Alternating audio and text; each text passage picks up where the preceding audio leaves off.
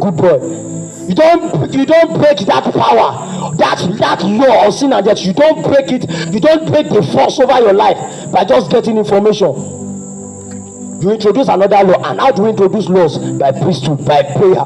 When I found out, and I say, oh, no wonder. I've always tried to be a good boy. Daddy said do this, I try to do it. Mommy said do this, I'm trying to do it. And I find out that when I get amongst my peers, when I'm alone, I find out that it's as if there's a force. There's something pulling me to actually do those things that I would have not loved to do. So I found out that a spirit must come to help me. There's another law that must be introduced, that must come to cancel that law of sin. And there's the law of the spirit, is the law of life, and you can't engage it, you can't activate it. You may have been saved, you may have been filled with the Holy Ghost. The way to activate that law of spirit, that law of life, is what? A prayer. So I found out that there's no true pure man that does not pray. The fire that comes upon your spirit, and suddenly you are not trying to be holy, you are not trying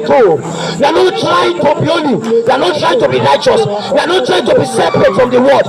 There's now another law, just as there's a law walking in a goat, causing it to beat, causing it to look for clean leaves to eat, just as there is a law walking in a sheep, defining its very actions, defining what it lost, defining how it lives, defining how it speaks, defining how it behaves. That is how there is a law in the life, and there is a law that is actually directing the children of disobedience. That law is what defines them. That law is what makes them to live the kind of life they live. I'm saying there's another law that if it's stored in your spirit, if activated in your soul, it begins to cause you to begin to live like Christ effortlessly. Let that thing be activated in my soul tonight.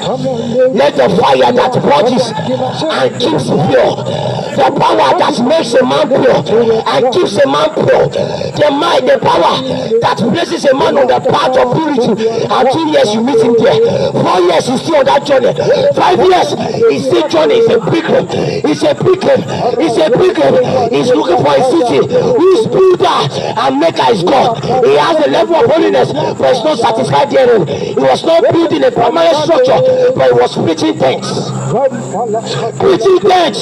And when he gets to a level of holiness, he preaches a tent there. When anytime he finds out that it's time to move, he gathers back his tent and he moves forward. He's a pilgrim.